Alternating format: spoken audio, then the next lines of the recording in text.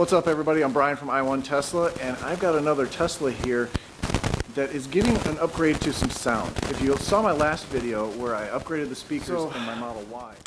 Ironically, there's static in this video. I'm editing the video right now, and I noticed that a lot of these clips have some static in it. I was having some issues with my microphone. I think one of the wires was not connected all the way, and there was some static in there, or there was some interference somehow, some way. So it's funny that it's in a speaker video. But so I'm gonna have to narrate a couple of these clips here. It gets better as we go on, but this is a full detail video of how to install this in a Model 3. It's almost identical in the Model Y, but I went over detailed since I didn't do it in the last video. So this is the speakers that I put in my car a couple weeks ago. Nick, who's in this video, helped me with that video as we compared the two. As he's a musician, he understands music. He was blown away by these speakers. So he had to get them. So he got them in, and I said, you know what, let's do a comparison. We already know what they sound like in my car. I think with the subwoofer being in the trunk as another enclosure, I think you'll get a little bit better sound. And in fact, we got even better sound up front because you're so much closer. The windshield's raked even more. I think it actually sounds better in the Model 3 than it does in the Model Y. Not saying it doesn't sound good at all in the Model Y. It's actually amazing. It's way above the factory system, way above the premium system. This is something that, if you like music, it's mind-blowing just the difference in what speakers can do. No amps, no nothing, just speakers. Good quality speakers, and that's what these are. So I'm going over the full detail of how to install this, what you need to take off, what special tools you need for this to make your life so much easier.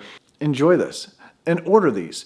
There's a link down below. Get this kit. It is a subwoofer, it's 3 front speakers, and it's 2 door speakers plus 2 tweeters. Not really hard to install. Scary, yes, but if you follow this video, anybody can do this.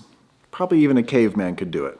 I want to thank Nick for helping me film this because, normally I'm holding the camera like this. So he's filming as I was doing all the work. Actually made things a lot easier. I may have to bring Nick over for more installs.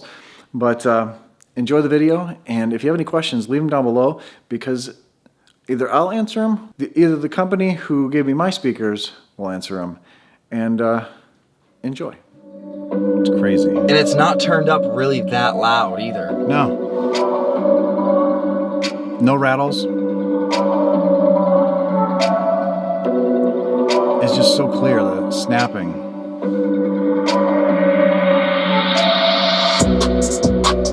So you need to order this. Okay, we've listened to it already, and I think it sounds better in the 3 than the Y. I think it's more clear because everything is just so confined in here.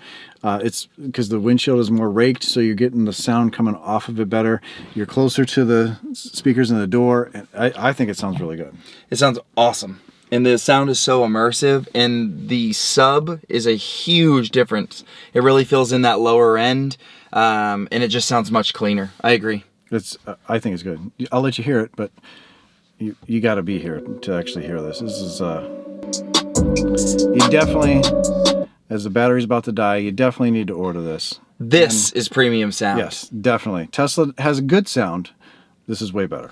It takes it up like 10 notches. So click the link below, order yours today, and follow the instructions in this video and install it, and you'll be happy. You'll thank me. You won't regret it. Nope. All right, so the first step is removing the door panel. It's just a screw underneath here, here, and right behind this light, or this reflector here. And then you just grab it and yank it off. It sounds like you're gonna break it, and you shouldn't, but there's just clips that are designed to come off and on. Mine have been off probably 15 times, and I still haven't broken a clip. You should be good. Put the screws in the floorboard so you don't lose anything, and be all set. Who just does it?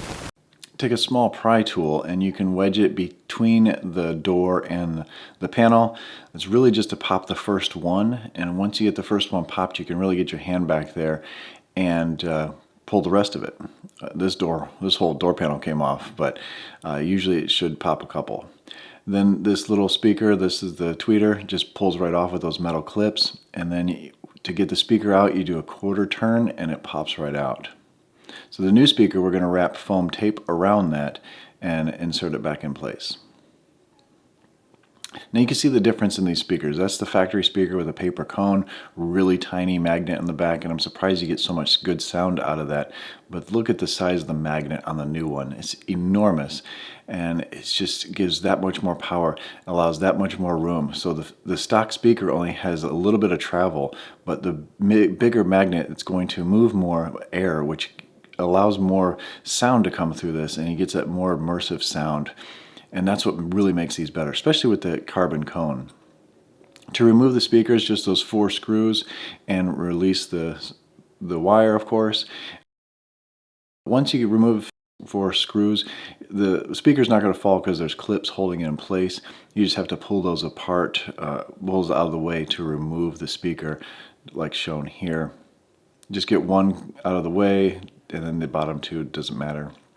And the new speaker just pops right into place because of that 3D printed housing for the new speaker. Everything fits right in. It's a plug and play. Screw it right back together, plug it back in, and you're good to go. This is a foam ring that fits right over top of it. Really redirects the sound coming through into the car instead of maybe possibly rattling in the door pocket or the door panel there. It just softens everything, and that's where it fits right in there. All right, and then the way you put this back on, there's a ledge here, and there's a lip on this side, a plastic lip. You just set it in place.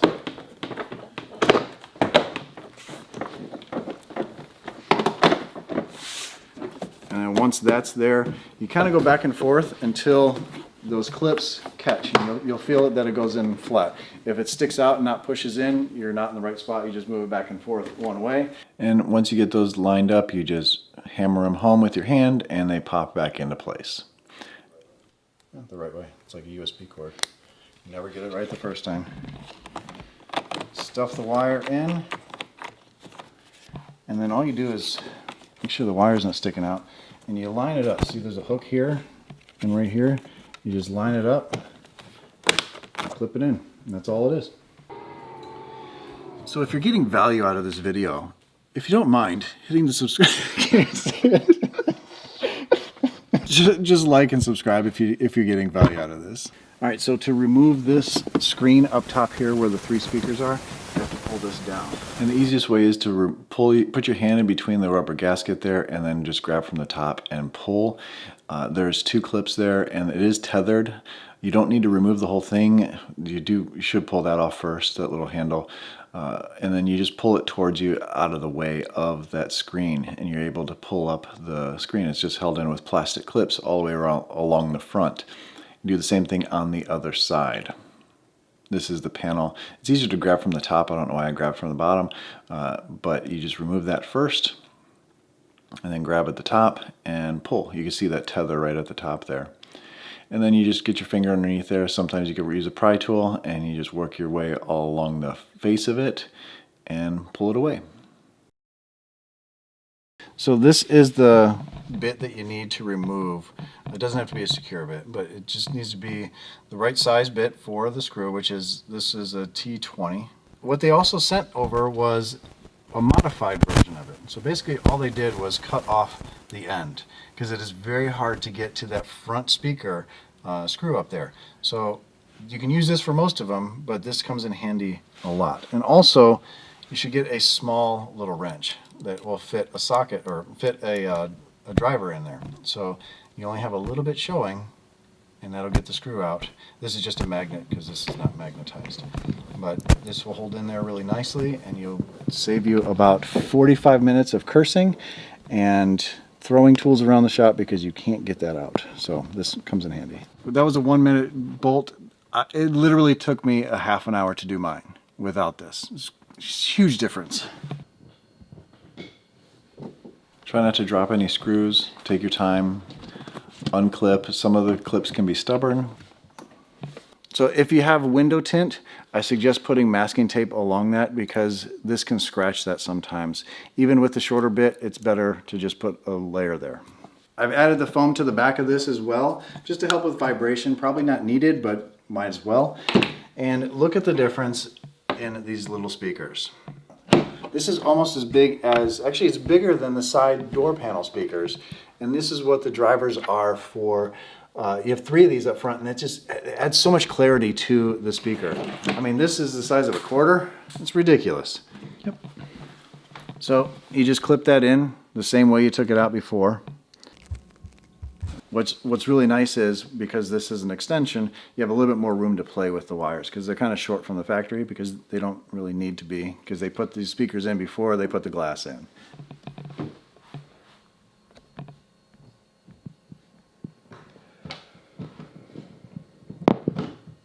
I took the screws and fed them in by hand before ratcheting everything down. The dreaded screw.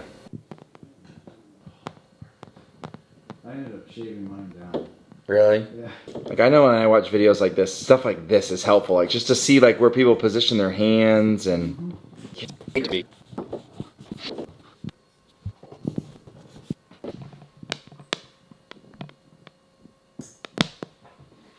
All right, and then everything just goes back in the way you took it out, in reverse order, of course. And then there's a little groove here that this fits in. Slide this over, push it down, and then there's one clip here and one about here. Just line those up. And again, don't worry about the airbag. And then this one is the hook on the bottom. It goes underneath the gasket here. You just hook that down, and there's one clip at the top. All right, so now for the subwoofer. You have to remove a lot of panels. So this comes out. Well, we have to grab this plastic piece and just yank it out.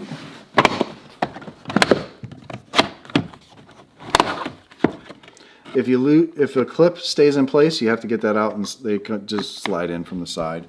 These clips that pretty much hold the whole car together, you just pop these clips out. They're just holding the carpet. You have to remove the plastic piece up here. There's a plastic trim piece along here. There is the same kind of button clip here. That will give us access to the carpet, where we can fold this around. And we have to remove the amp and the speaker. We're just going to remove everything and replace it on the bench, and then put everything back in place. So obviously you unhook everything. You unplug everything from the amp. You don't need to unbolt anything except for this bolt here. That's where it looks like the ground is. And then once you unbolt the sub, everything comes out together. After rattling all over the place. It'd be a good idea to unplug the subwoofer too, the speaker itself. There's that little wire behind the amp, and then everything comes out. You do have to remove the amp. And one on this side I already removed, and that just comes off. Just remove the screws holding on the speaker. It's even branded Tesla. Look at that. That means it's worth more. And this is how tiny the subwoofer is. It's amazing you get such good sound out of this for being such a tiny. I guess good things come in small packages. Look at how small this is, and look at the girth. I mean, that's where the power is. The just thrusting power of. So now we're going to take this foam tape and wrap it around the back side and the front side of it. There's a little trick though, because once you put the foam tape here, you're not going to see these holes. So you kind of want to mark them. So I'm going to get a marker and put where those are. So once we line this in, we have the holes for the speaker.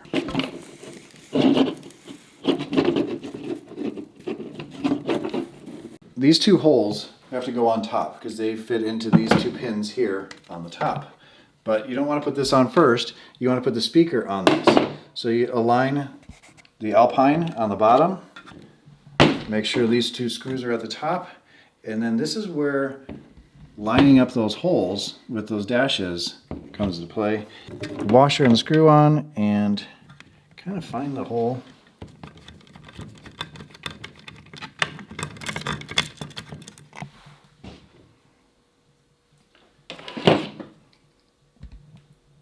Obviously you have to wire this up, and there's 4 wires. Luckily they're colored, but The outside and the third one are the power, and they're labeled in red.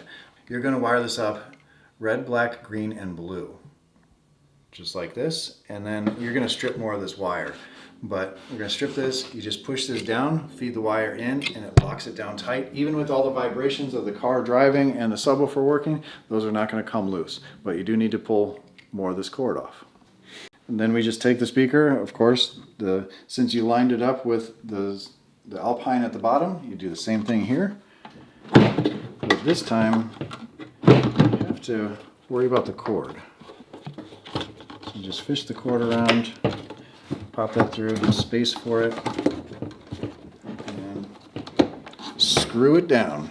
So this cord is a lot longer. You could stuff this cord back in there, but I wouldn't want any rattling inside the subwoofer. I would rather have it so I just plug it in and kind of coil this around to plug it into the factory speaker or factory wires. So I put the amp back on, just the 3 screws like we took it off, and now we're ready to go back in the car and then turn the music on.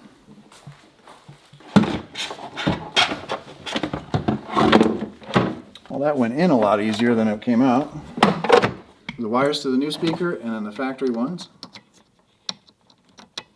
Those plug in correctly. And I'm just going to tuck this down out of the way. And we're going to bolt everything down, plug everything back in, and then make sure there's no wires touching anything so there's no rattling. And we're going to listen to some music.